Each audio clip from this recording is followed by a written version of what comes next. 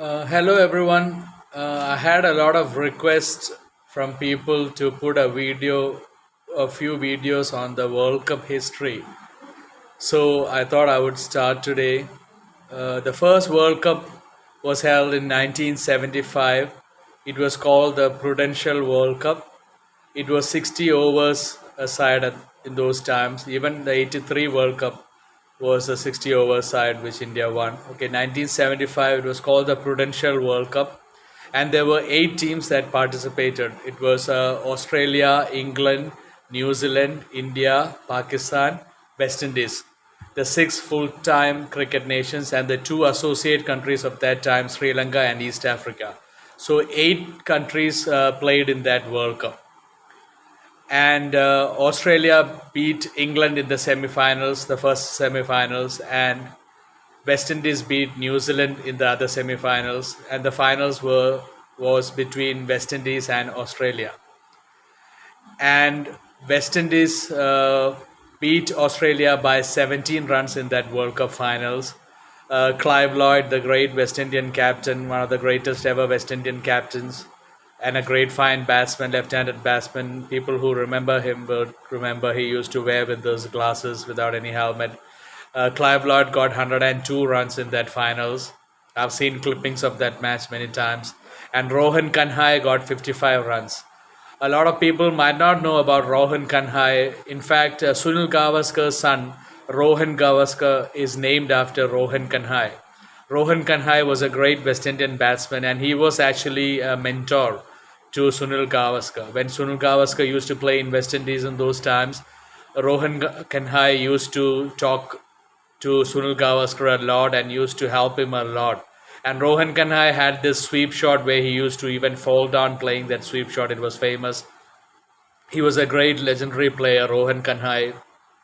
He got 55 runs in that finals as well. I mean, again, Sunil Gavaskar's son Rohan Gavaskar is named after Rohan Kanhai. The Rohan from Rohan Kanhai. A lot of people don't know this, especially youngsters probably. Older people would know that. And he was a mentor to Sunil Gavaskar. And West Indies scored 291 for 8 in that finals, and they won by 17 runs. And the top scorer of that World Cup was Glenn Turner of New Zealand. He was a fine batsman, Glenn Turner. He scored 333 runs in that World Cup. And Gary Gilmore of Australia was the highest wicket taker. He took 11 wickets in that tournament, even though he only played in the last 2 or 3 matches. So that's a fine effort to get 11 wickets. And even in the finals, I think he took 5 wickets. And Keith Boyce for West Indies, he actually took 4 wickets. He was the highest wicket taker for West Indies. But 291 for 8 in those times, 60 overs, it was a high total. But Australia still getting 17 runs close. And Ian Chappell, the captain of Australia, great batsman, he got 62 runs in that finals. And to mention, in that finals, West Indies and Australia played, Dennis Lillee and Jeff Thomson were playing. And Dennis Lillee and Jeff Thomson was one of the, if not the most feared opening partnership in the world. I mean, the West Indians of 70s, 80s were feared, but Dennis Lillee and Jeff Thomson was probably the most feared opening bowling partnership ever. Because Dennis Lillee was a great bowler already. I still remember Dennis Lillee got 355 Test Australian wickets, and that was a world record until Shane Warne broke it, I think. That 355 number is always in my mind, just like Sunil Gavaskar's 10,122 runs. That will never go from my mind. Since I was young, that number has always stuck in my mind. And Dennis Lillee was always, I mean, Dennis Lillee is considered one of the greatest fast bowlers of all time. And some consider him the greatest fast bowler of all time. That's obviously debatable with Wasim Akram. Some say Andy Roberts. But Dennis Lillee, fine action. I've seen clippings of him so many times. Big man and a huge run-up. He used to roar like a lion in the air. I mean, excellent bowling action. And then that's when Jeff Thomson came onto the scene. And Jeff Thomson, everyone would know, was the fastest ever bowler to play cricket. They say recently Shoaib Akhtar and Brett Lee broke his records, but I don't think so, because at that time, Jeff Thomson, when he bowled, there weren't a lot of bowling machines, and it wasn't probably right. There hasn't been anyone as fast as Jeff Thomson, trust me. And he used to have a slinging action, side-on action, which was very unique in those times. And I have seen a clipping where Jeff Thomson once bowled a bouncer, and the ball bounced over the wicket keeper, and the ball bounced just before the boundary line, and it went for four. So imagine how fast he was. I mean, in a big ground, he bowls a bouncer, pitches in the middle of the pitch probably, and bounces over the wicket keeper, and that ball bounces just before the boundary line, and it goes over for four. So imagine what kind of pace and bounce he had.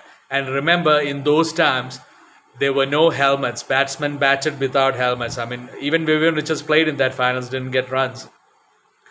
But imagine Clive Lloyd batting with the specs, Vivian Richards, all those players playing without helmets.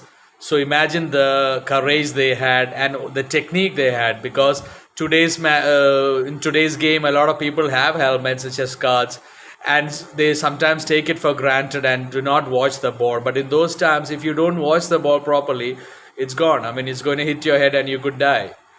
So people were more cautious. So it's a lesson to all junior cricketers how to watch the ball carefully. I mean, these days with all the helmets available, people take it for granted and don't look at balls. I mean, personally speaking, I've been hit on the head two times in my life. In my entire life, two times I've been hit, but it was an uneven pitch. But I did take my eyes off the ball. But when I batted without helmet, I've never been hit on my body even, because you take that extra precaution, because you know if you don't watch the ball, it's gone. So I was just saying about Dennis Lilly and Jeff Thompson. And I'll tell you another story that I once read. It's a very funny story.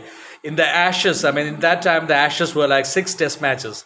So they say an English batsman, opening batsman, wrote a letter to his mother after 1.5 to 2 months. In those times, it wasn't like now. There were breaks during test matches. So a 6-match test series would go for like 3 months or so. So after 1.5 months or so, this opening English batsman wrote a letter to his mother. And he said, hello mother, how are you? And he said, I'm very happy today. Today I faced the first ball in my half of the wicket. Which means every ball that he faced before that were bouncers. He said that is, I faced the first ball that was in my half of the wicket, which means a ball that was in his half of the wicket, which was a full ball. That means every other ball he faced in that 1.5 months was a bouncer. Today's cricket, you can only bowl one ball over the shoulder, all the bouncer rules. In the old times, you could bowl 6 bouncers. There were no rules. So I have a lot of respect for the older generation batsmen batting without helmets or any equipments, and the courage that they showed, the talent that they showed. That's why Vivian Richards is considered one of the greatest batsmen, if not the greatest batsman. So that is 1975 World Cup history from me. It was called the Prudential World Cup. West Indies beating Australia by 17 runs in that final. 291 for 8, and Clive Lloyd getting 102 runs, and Rohan Kanhai, the mentor of Sunil Gavaskar, scoring 55 runs. And Ian Chappell scored 62 for Australia, but they fell short of 17 runs. So that is the first video of the World Cup history, 1975 Prudential World Cup, won by West Indies, the dominating team in the 70s, so no surprises there. Thank you to everyone. I hope you enjoyed this video. I've given a few incidents in this video. I hope you enjoy it. Thank you so much. Take care and God bless you.